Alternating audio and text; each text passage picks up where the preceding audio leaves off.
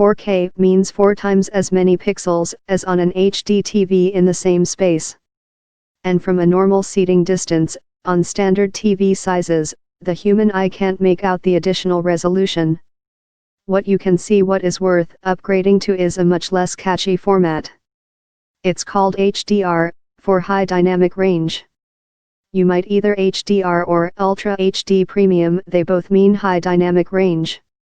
If you have an HDR screen and an HDR movie to watch, hoo boy, the quality hits you between the eyes. Much brighter brights, much darker darks, more detail in those bright and dark places, and more shades in between. More shades of color, too. Really fantastic. Still with us? Okay, good, then here's another dirty little secret about 4K. Not a single TV network or cable channel broadcasts anything in 4K.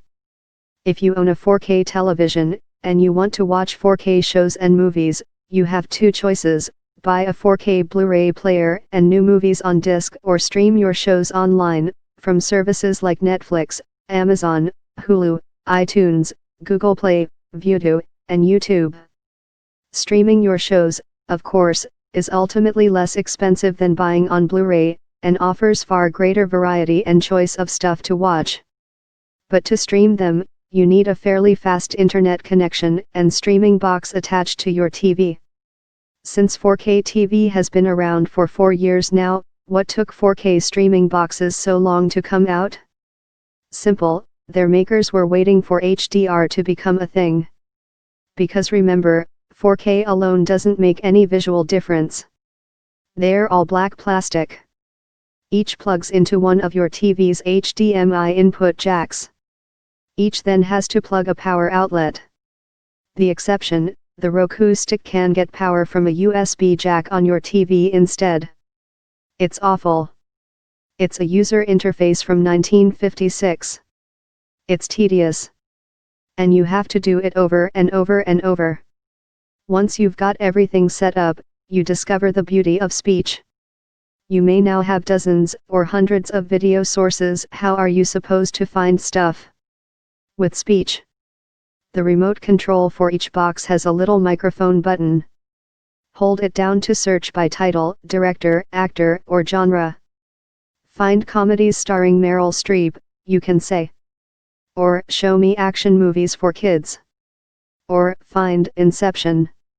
The search results are instantaneous and usually very accurate.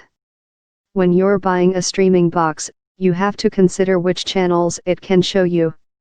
Roku offers hundreds of them, but many are, not what you'd call must-see TV. Cruise addicts, anyone?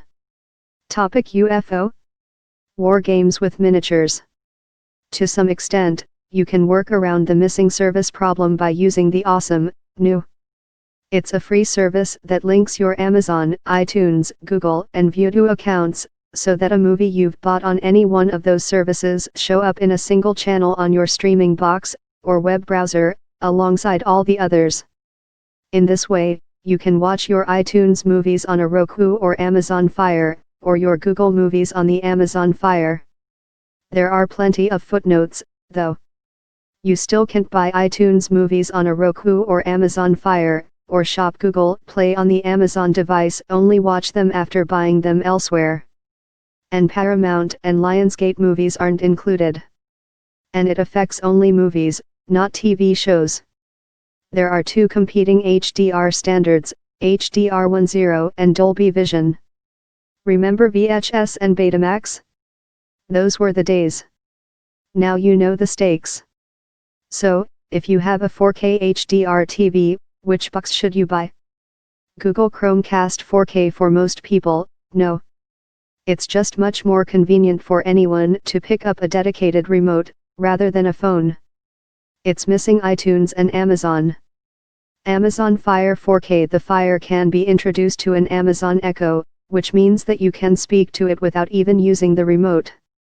You can say, Alexa, turn on Fire TV, or Alexa, find Steve Carell movies. That's pretty great.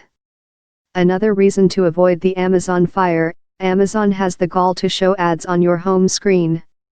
Half-screen ads for Amazon shows, and banner ads for cars and fast food restaurants. No thanks. Roku Streaming Stick Plus. This company really has it together.